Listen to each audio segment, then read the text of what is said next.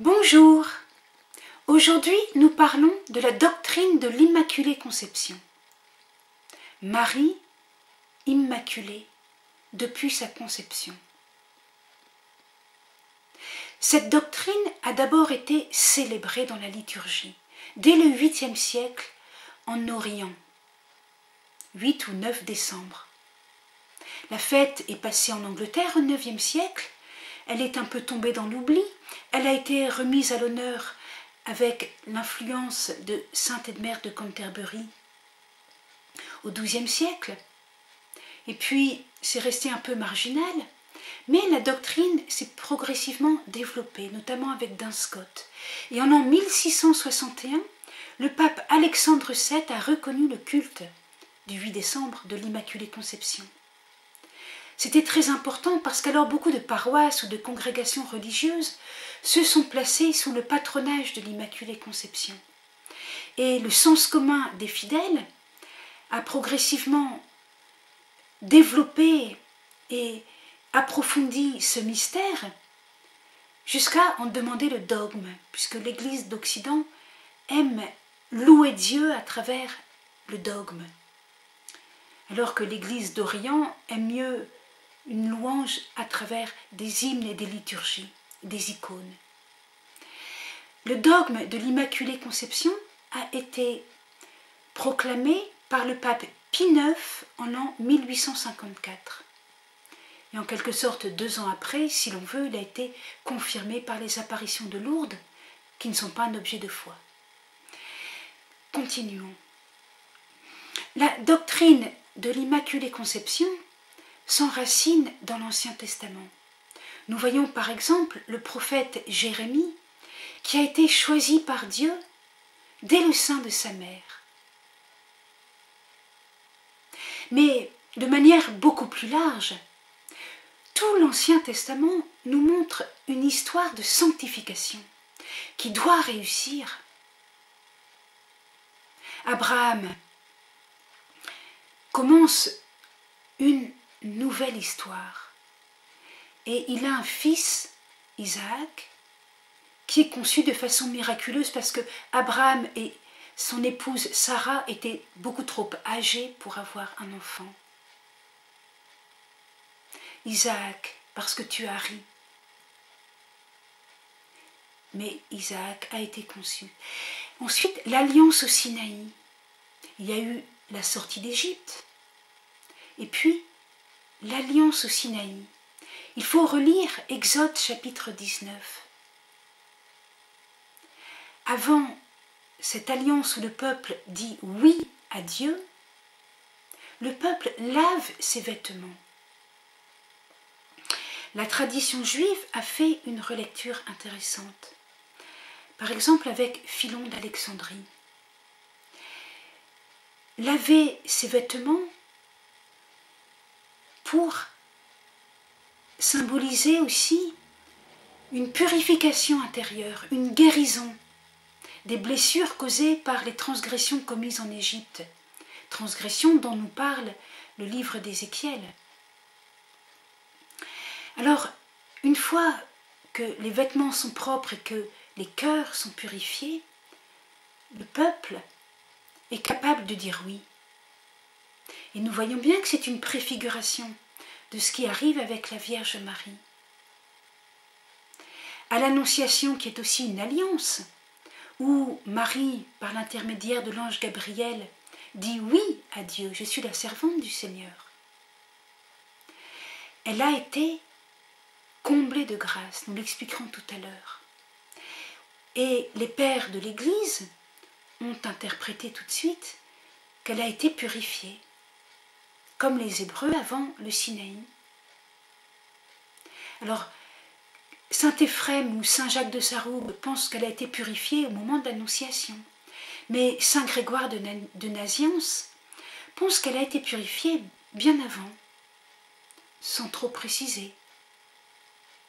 Et c'est progressivement au cours des siècles qu'on comprendra qu'elle a été purifiée, mais dès sa conception. Alors, continuons encore le parcours de l'Ancien Testament. Après l'alliance au Sinaï, il y a eu bien des fautes et bien des errements. Et puis, il y a eu l'exil. Mais Dieu est fidèle. Voyez le cantique des cantiques, l'amour est plus fort que la mort. Dans son amour, Dieu a promis à Jérémie une nouvelle alliance. Il a promis à Ézéchiel de nous laver par une eau pure. Je verserai sur vous une eau pure et vous serez purifiés. Il a promis à Isaïe, à travers un langage très imagé, de rebâtir Jérusalem avec une enceinte posée sur des pierres précieuses. C'est une image, mais qui dit toute une reconstruction, toute une recréation. Une nouvelle création à l'intérieur de la première création.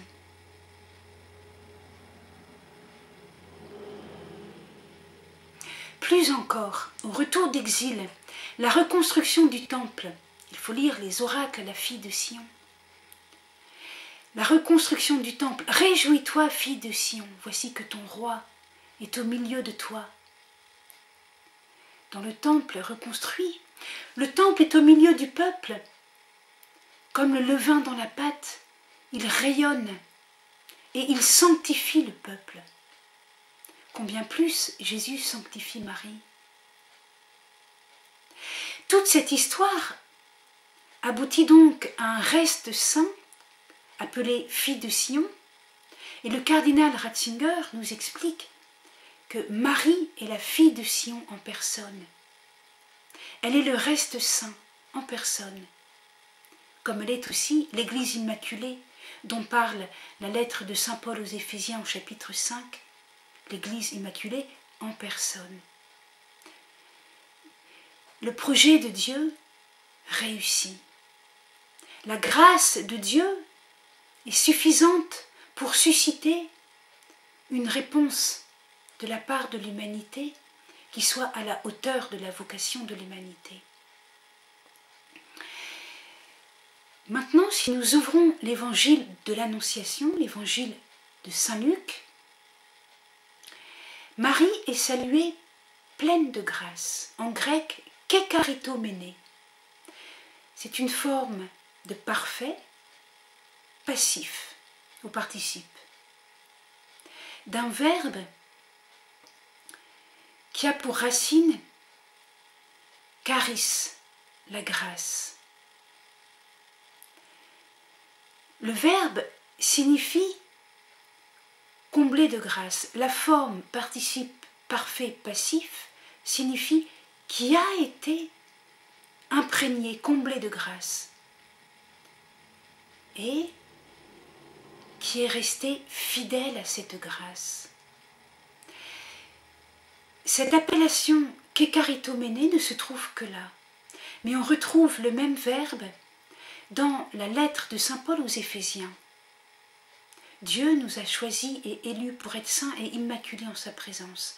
Dieu nous a choisis et nous a comblés de grâce depuis toute éternité. Alors, c'est important parce que le mystère de Marie doit se lire dans un équilibre entre Marie et nous. Marie n'est pas séparée de nous. Ce qui advient à Marie, dès sa conception, advient ensuite aux croyants que nous sommes. Et puis, il y a un deuxième équilibre. Marie reçoit une grâce, mais Marie est aussi active, ce n'est pas seulement passif. Elle est fidèle à cette grâce. En tout cas, kekaritomene, comblé de grâce, c'est comme le nom de Marie. De Joseph, il est dit qu'il est le fils de David. Mais Marie n'a rien de spécial pour être la mère de Dieu. Il n'est rien dit de spécial d'elle. Elle n'est pas prêtre, on ne dit pas qu'elle est de la race de David. Elle n'habite même pas Jérusalem. Tout est grâce en Marie. La maternité divine de Marie est pure grâce. Retenez ce mot grec kekaritomene, il est tellement dense de signification. Continuons. Nous avons en Saint Paul la lettre aux Romains, qui au chapitre 5 nous parle de Jésus nouvel Adam. Tous ont péché. Saint Paul nous dit donc que tous ont péché. Et de fait, dans l'Ancien Testament, nous avons la conviction que tout homme est pécheur dès le sein de sa mère. On trouve cela dans le livre de Job au chapitre 14 ou dans le psaume 50. Mais si Jésus est le nouvel Adam qui n'a pas connu le péché, il était donc lui aussi en quelque sorte immaculée conception, c'est-à-dire qu'il n'a pas été effleuré par le péché. Mais Jésus n'a pas connu le péché parce que sa nature humaine reçoit cette grâce de sa nature divine. Tandis que Marie reçoit cette grâce par le Rédempteur, par le Christ. Nous allons l'expliquer progressivement. Donc il y a un lien entre le Christ, nouvel Adam, et Marie, nouvelle Ève, un lien très ancien, à peine suggéré dans l'évangile de Saint Jean qui nous montre Marie debout au calvaire, dans un récit de la Passion qui commence et qui termine au jardin. Donc on a un peu le nouvel Adam et la nouvelle Ève au jardin de la nouvelle création, mais c'est à peine suggéré, tandis que, mais tout de même un peu, parce que Marie est appelée femme, mais la tradition de Marie nouvelle Ève est très nette dès Saint Irénée, disciple de Saint Polycarpe, disciple de Saint Jean.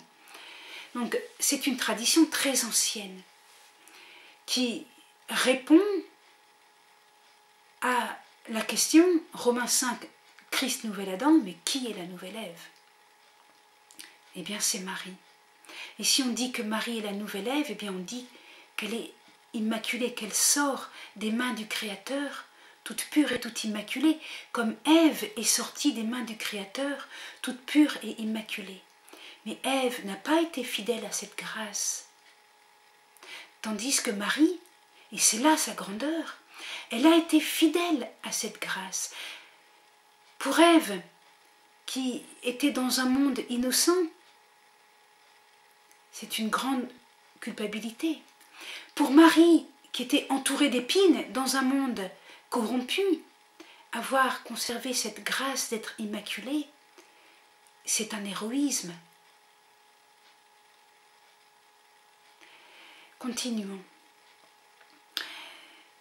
Eh bien, entrons maintenant justement dans les premiers siècles de la tradition. Ou plutôt, juste avant d'entrer dans les premiers siècles, commentons encore Genèse 3, verset 15. Il y a une hostilité entre la femme et le serpent, c'est-à-dire Satan. Et la descendance de la femme écrase la tête du serpent, et le serpent mord le talon de la femme. Jean-Paul II a dédié une audience pour commenter ce passage. Tout d'abord, s'il y a une hostilité entre la femme et Satan, le serpent, c'est donc bien que la femme déteste le serpent, le Satan. Et si Satan déteste cette femme, Marie, c'est qu'il ne trouve en elle rien qui soit complaisant avec ses embûches, avec ses ruses. Autrement dit, cette hostilité entre la femme et Satan correspond au dogme de l'Immaculée. Marie est toute sainte, elle n'a pas de péché. Une doctrine qui existait déjà du temps des premiers pères de l'Église, par exemple Saint Augustin. Saint Augustin dit « Marie n'a pas de péché, n'a jamais eu de péché ». Puis on retrouve cette doctrine au Concile de Trente, dans le dogme de l'Immaculée Conception, bien sûr, et à Vatican II, bien sûr. Alors, ensuite, il y a la question de la descendance. Dans le texte latin, on dit que c'est elle. Donc, on va interpréter Marie écrase le serpent. D'où les statues où l'on voit le pied de Marie qui écrase le serpent. Mais dans le texte hébreu, c'est bien la descendance qui écrase le serpent. Autrement dit, dans une lecture chrétienne, c'est Jésus qui écrase le serpent. Ceci dit, ces statues où l'on montre Marie qui écrase le serpent et non pas Jésus qui écrase le serpent, c'est quand même mieux de représenter Jésus qui écrase le serpent, ces statues ne sont pas tout à fait fausses parce que Marie écrase le serpent par la grâce de son Fils. Voilà. Alors, j'ai promis de parler de la tradition, les premiers pères de l'Église. Donc, je vous ai déjà dit Irénée, la nouvelle Ève. Ensuite, dans la tradition très courante des pères de l'Église, on appelle Marie la toute sainte, la Panagia, pétrie de l'Esprit Saint. C'est une expression que l'on reprend dans le Concile Vatican II. Lumen Gentium, paragraphe 56, pétrie de l'Esprit Saint, est faite comme une créature nouvelle. Créature nouvelle à l'intérieur de la première création. Bien sûr, ça n'annule pas la première création. Marie fait bien partie de notre humanité, elle est bien comme nous, une fille d'Adam. Alors ensuite, Théotechnos de Livias. C'est un saint de Palestine, un évêque qui a vécu aux alentours de l'an 600. Il dit que Marie est sainte et toute belle. Elle naît comme les chérubins. D'une argile, elle est celle qui est d'une argile pure et immaculée. Alors, vous voyez, il prend plusieurs images. Ces images nous parlent déjà un peu de la doctrine de l'Immaculée Conception, puisqu'il nous dit que Marie est formée d'une argile pure et immaculée. Autrement dit, dès sa formation, dès l'instant où Dieu pétrit son corps. Rappelez-vous que dans les églises d'Orient, depuis Grégoire de Nice, la conception n'est plus expliquée à la manière du philosophe grec Aristote, mais elle est expliquée comme une création. Chaque conception, chaque embryon est créé par Dieu au moment où papa et maman conçoivent l'enfant. Et Dieu crée un corps et une âme en même temps, dans un unique acte créateur. Donc, quand Théotechnos de Livias dit qu'elle est d'une argile pure et immaculée, nous sommes extrêmement proches du dogme de l'Immaculée Conception prononcé par le pape Pie IX. Et encore, saint André de Crète, au 8e siècle, lui, c'est la théologie de la beauté. Théologie de la beauté qui sera développée par le pape Pie XII et aussi par Paul VI. Il dit « Toute l'humanité, dans toute la splendeur de sa noblesse immaculée, reçoit son ancienne beauté. » Extraordinaire. En Marie, toute l'humanité reçoit son ancienne beauté. On ne peut pas mieux parler d'une régénération de la création. Et donc déjà d'une immaculée conception. Nous arrivons maintenant à l'Occident, Sainte Edmère de Canterbury. Sainte Edmère de Canterbury, c'est un occidental, il est donc influencé par saint Augustin. Or, saint Augustin n'arrivait pas à la doctrine de l'Immaculée Conception, pourtant il disait que Marie avait reçu une grâce qui fait que Marie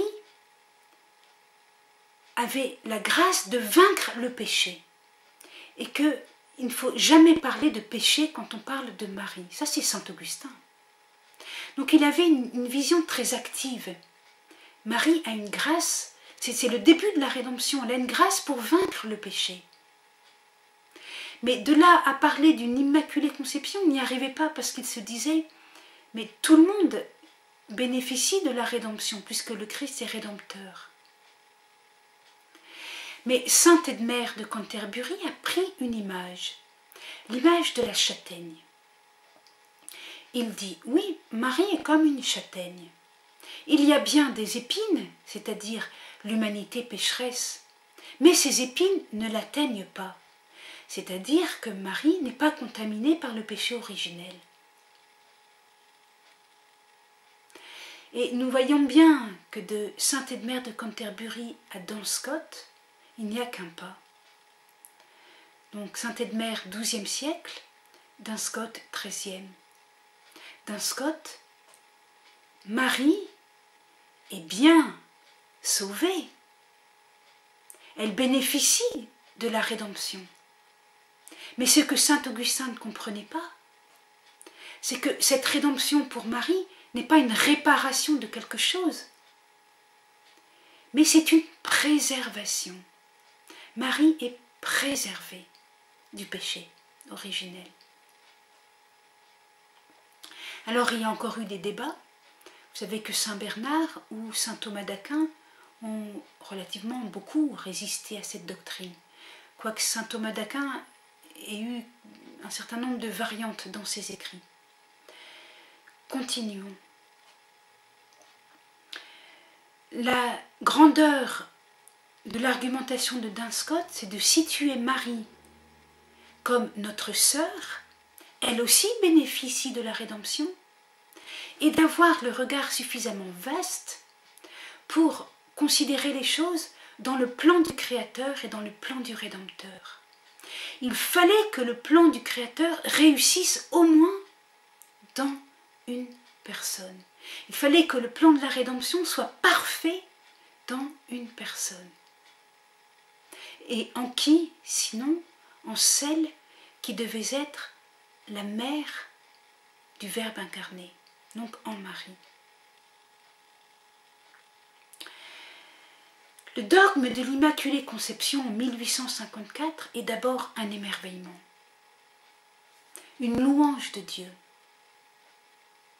Le dogme rappelle quelques points de l'Écriture, notamment Genèse 3, verset 15. Et voici la définition dogmatique. Par l'autorité de notre Seigneur Jésus-Christ, des bienheureux apôtres Pierre et Paul et par la nôtre, nous déclarons, prononçons et définissons que la doctrine selon laquelle la bienheureuse Vierge Marie fut dès le premier instant de sa conception, par une grâce et un privilège spécial de Dieu Tout-Puissant, en vue des mérites de Jésus-Christ, sauveur du genre humain, préservée et exempte de toute souillure de la faute originelle, est révélée de Dieu, et par conséquent, elle doit être crue, formellement et constamment par tous les fidèles. Dans le contexte du XIXe siècle, la proclamation faite par Pie IX introduisait une humilité. Le XIXe siècle avait une tendance à un humanisme trop euphorique, avec l'homme tellement fier de ses sciences en plein développement, qui pense faire son salut par lui-même, avec l'homme qui se croit un peu trop vite parfait, un peu trop vite innocent. Pensez à Rousseau. L'homme est innocent, c'est la société qui le corrompt.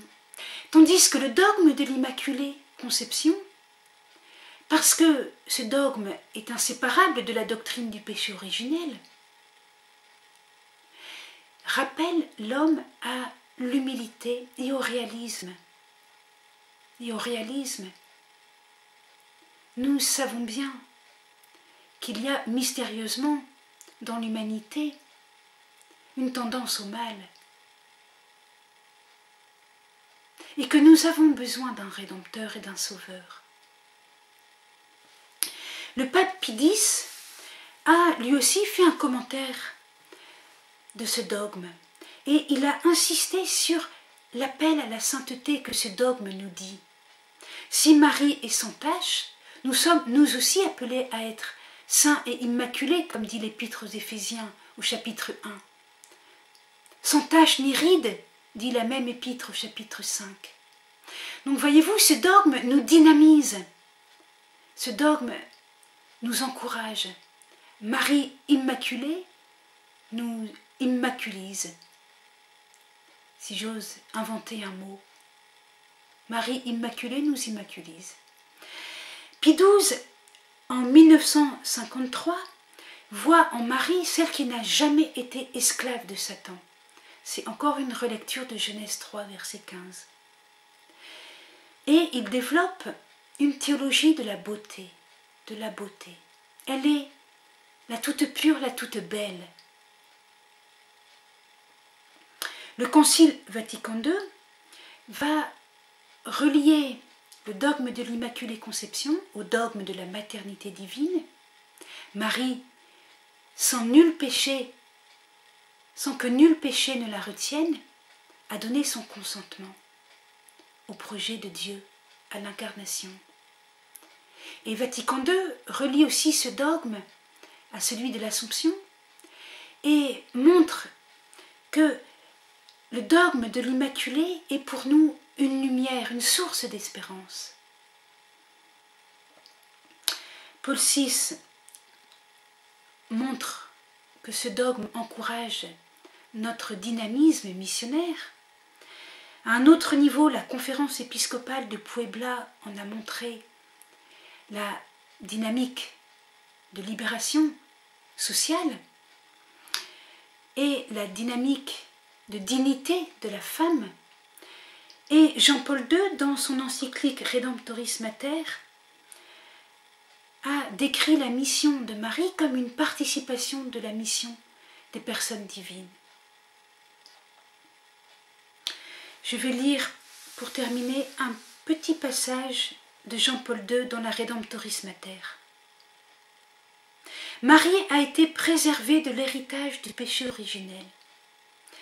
Et le fait qu'elle se trouve située au centre même de cette hostilité entre, il faudrait lire tout le passage, l'hostilité entre Satan et l'humanité, de la Genèse à l'Apocalypse. Genèse 3, verset 15 et Apocalypse 12 nous montre cette lutte entre Satan et la femme, l'humanité, Marie. Donc je relis la phrase. Elle se trouve située au centre même de cette hostilité, de la lutte qui marque l'histoire de l'humanité sur la terre et l'histoire du salut elle-même. Dans cette histoire, Marie demeure un signe d'espérance assurée. Merci. Au revoir. Ave Maria. Gloire à Dieu.